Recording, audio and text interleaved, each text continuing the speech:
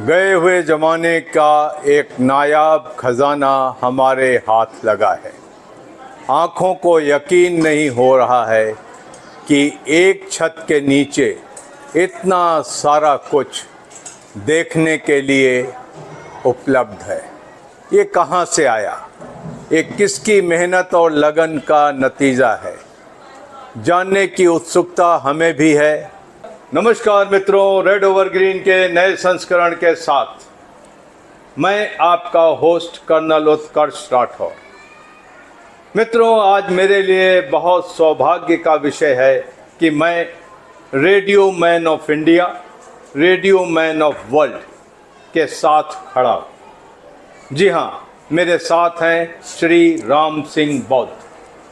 अभी हाल में उन्हें Guinness book of world record ने दुनिया का सबसे अनूठा रेडियो के संग्रहकर्ता का उपाधि दिया है और आज वो Guinness book of world record में। मैं चाहूँगा कि श्री राम सिंह बौद्ध अपने बारे में आपको कुछ बताएं। मेरा नाम राम सिंह बौद्ध, बुद्धनगर गजरौला, जिला अमरा, उत्तर प्रदेश का रहने वाला हूँ और मैं विगत 15 वर्ष से रेडियो कलेक्शन का कार्य शुरू कर रहा हूँ। और मेरे पास जो अब तक वैसे तो रेडियो 1500 हैं, लेकिन 1257 रेडियो का मुझे अभी जो वर्ल्ड रिकॉर्ड प्राप्त हुआ है, जो के लिए मेरे लिए और जनपद के लिए और प्रदेश के लिए, देश के लिए बहुत ही गर्व का विषय है।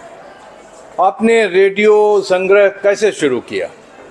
शौक़ तो मेरा राठौर साहब पहले से ही डाक टिकट और सिक्के या छोटी मोटी चीज़ें इकट्ठे करने का रहा है, लेकिन इससे रेडियो से प्रभावित जब हुआ 3 अक्टूबर 2014 से माननीय प्रधानमंत्री ने मन की बात रेडियो शुरू की। जी हाँ। तो मैं प्रेरित हुआ और प्रेरित होने के बाद फिर मैंने जो इंटरनेट खंगाला या देखा तो मुझे कहीं भी जो है पूरी देश में क्या दुनिया में कहीं भी रेडियो संग्रहालय दर्शन उसमें नहीं हुए। तो मेरे मन में विचार आया कि ये रेडियो जो है हमारे मानव जीवन का बहुत महत्वपूर्ण रहा है, लेकिन इसकी उपेक्षा हुई है। क्योंकि तो आपने सिर्फ 10 सालों में इतना बड़ा संग्रह खड़ा कर दिया? हाँ जी, 10 सालों में फिर मैं जो इसी पे लग गया। आपके लगन की दाद देनी चाहिए। तन मन और धन से इसी में लगा रहा और एक मैंने ये इरादा बनाया कि मुझे जो है वर्ल्ड रिकॉर्ड स्थापित करना है और वो जो मेरी इच्छा इस बार पूरी हुई है। मित्रों, आपको ये भी बता दूं कि श्री राम सिंह जी सिर्फ रेडियो कलेक्ट नहीं करते। जिस कमरे में हम खड़े हैं यहाँ पर पुरानी घड़ियाँ हैं, पुराने टेलीफोन हैं, पुराने 2-in-1 हैं, ग्रामोफोन्स हैं, सिनेमा की मशीन्स हैं, आर्मी के रेडियो हैं, यहाँ तक कि लोहे के बाट हैं, मूर्तियाँ हैं, बहुत रेयर किताबें हैं, पांडुलिपियाँ हैं और न जाने क्या क्या राम सिंह जी ने अपनी लगन से 40 सालों में एकत्रित की हैं। तो आप कह रहे थे कि आपने इन 10 सालों में इतना बड़ा संग्रह खड़ा किया कि आज आप वर्ल्ड रिकॉर्ड होल्डर हैं। जी जी जी राठौर साहब, मेरी लगन और मतलब मैं प्रधानमंत्री प्रेरित होकर मैंने ये सब काम किया और मैं लगातार फिर सब छोड़कर रेडियो के कलेक्शन में ही लगा। उसका परिणाम ये है कि आज जो है 1257 रेडियो का वर्ल्ड सर्टिफिकेट जो गिनीज वर्ल्ड रिकॉर्ड ने मुझे दिया है। चलिए, आपके कुछ अनूठे संग्रहों को आज हम देखते हैं, आप हमें दिखाएंगे? जी सर, जी सर, देखिए आप आराम से देखिए।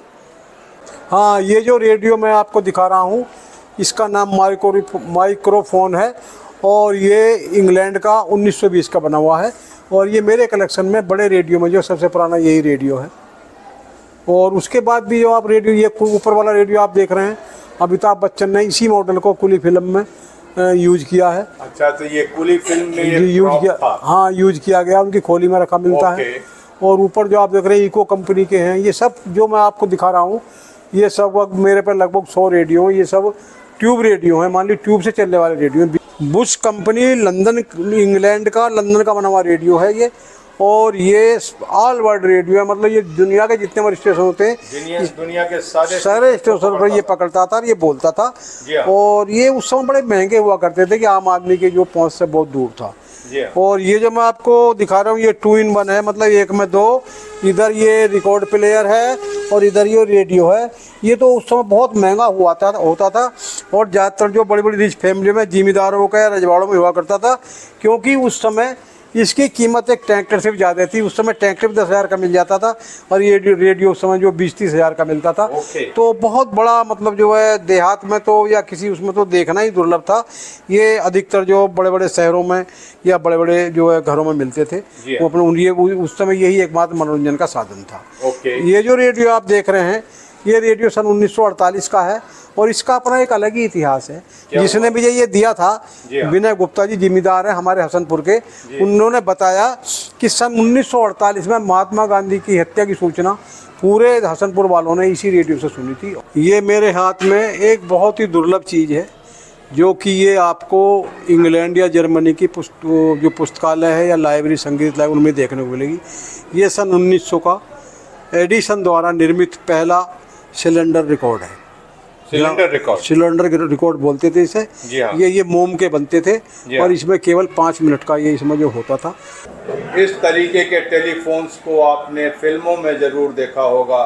राम सिंह जी, एक गाना याद आ रहा है, मेरे पिया गए रंगून, वहाँ से किया है टेलीफोन। उसमें ये टेलीफोन का इस्तेमाल हीरोइन करती है, याद है आपको? हाँ, वो भी यही टेलीफोन है, इस प्रकार का। वो यही टेलीफोन है, इसी प्रकार का। ये खूबसूरत चीज़ आपने फिल्मों में, और अगर आप गांव में पले बढ़े हैं तो मेलों में जरूर देखी होगी। जी हाँ, बाइस्कोप।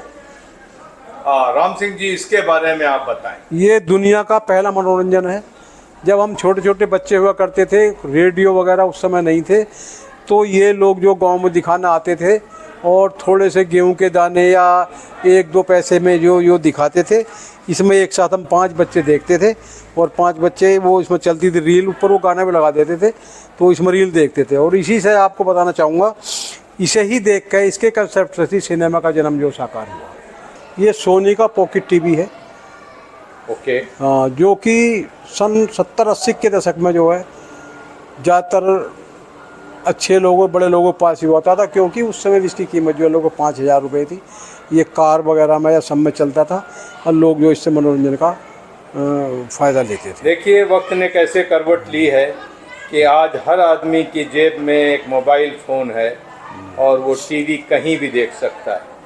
ये वॉकमैन है, इसमें कैसेट रिकॉर्ड और रेडियो एक साथ चलते थे। राम सिंह जी, आप मन की बात में भी एक बार आए हैं।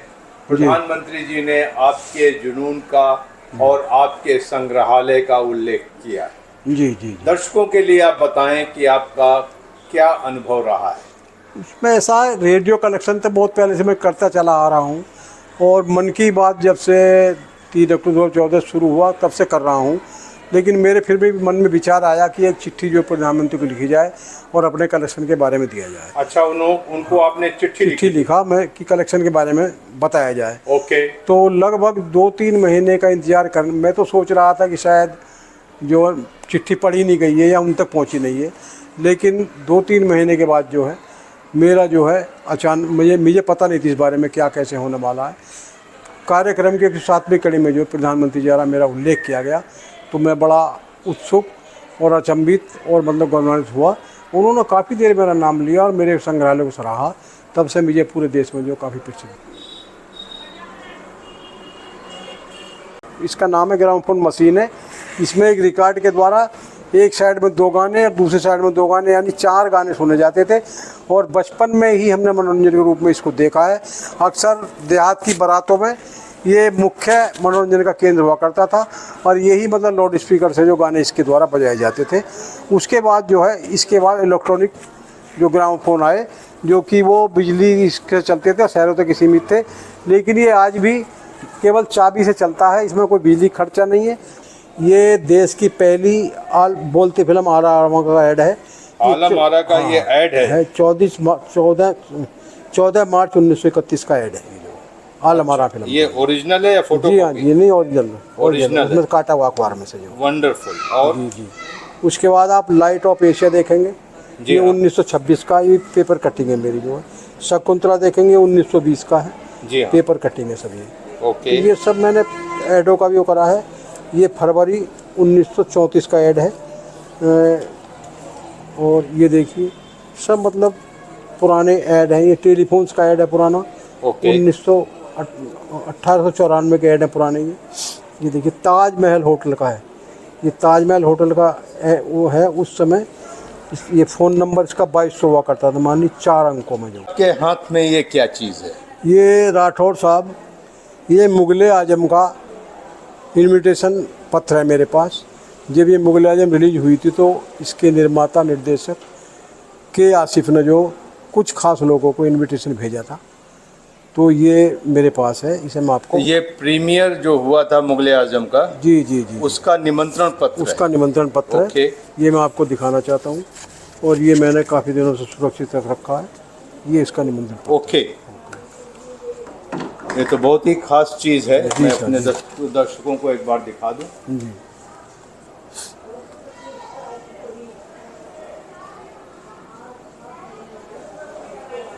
ये आपके संग्रह में कब आया? ये हो गए लगभग 10 साल हो गए इसे। ये 10 साल पहले आपको आया। हाँ। और मुग़ल आज़म पिक्चर हिंदुस्तान या बॉलीवुड की एक बहुत बड़ी शाहकार है, जी जी जी और उसके प्रीमियर का ये निमंत्रण कार्ड आपके पास है। जी जी जी।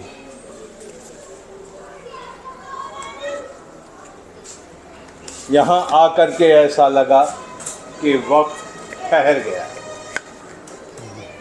सीधे आप यहाँ आकर 100 साल पीछे चले जाते, और ये सब इसीलिए संभव हुआ कि एक शख्स के जुनून और इच्छा शक्ति से राम सिंह बौद्ध ने एक छोटे से कस्बे में और एक अननोन जनपद में रहते हुए अपनी लगन से और अपने इंटरेस्ट से एक ऐसा संग्रहालय खड़ा किया है जो अगर आज किसी मेट्रो सिटी में होता तो शायद लैंडमार्क होता। रेड ओवर ग्रीन आपसे आग्रह करेगा कि आप वक्त निकाल करके श्री राम सिंह बौद्ध के संग्रहालय को देखने जरूर आएं।